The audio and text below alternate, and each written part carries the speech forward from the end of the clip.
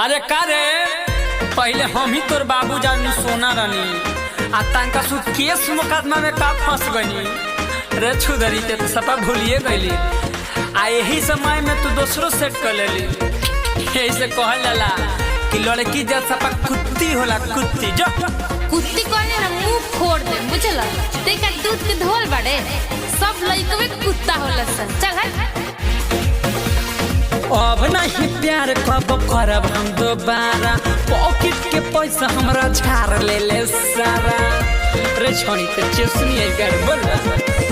अब नहीं प्यार कब करब हम दोबारा पॉकेट के पैसा हमरा झाड़ ले ले सारा धोखेबाज होली तो छौड़ी झूठी अरे झूठी रे लड़की होली सब कुत्ती रे लड़की कुमार होली कुत्ती रे अरे लड़की होली सब कुत्ती रे अरे लड़की कुमार होली कुत्ती रे। सुन रे छोरा तोरा नियत बगंदा लड़के फसावे के पूरा ना तोरो धंधा रे छोरा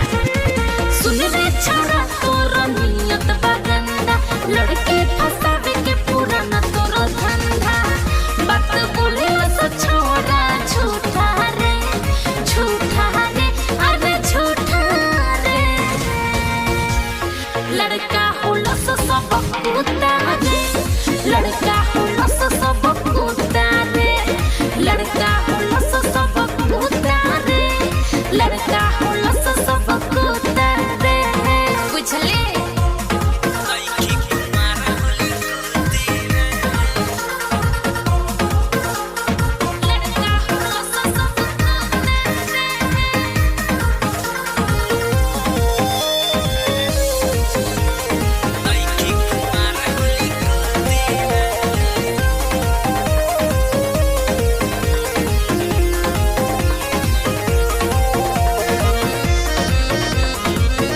चूहा खा के बनली ससा भीतरी 36 गो छेद बावे एक कनी के भीतरी ढेर नहीं बोलस्ते अरे छोड़ी केतना बिगड़ले सब जानतन सुन सब चूहा खा के बनली ससा भीतरी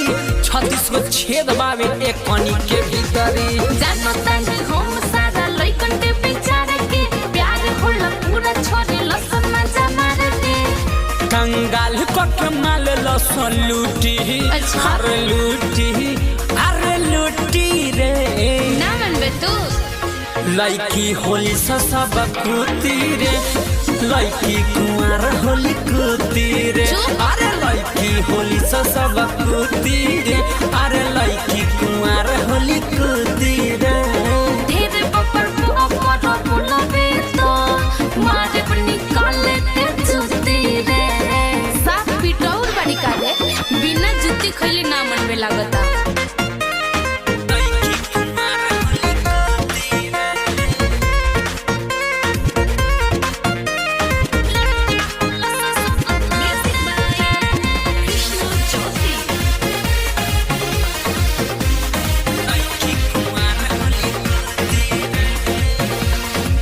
लड़का पटावेली सो रोज रोज झाड़ के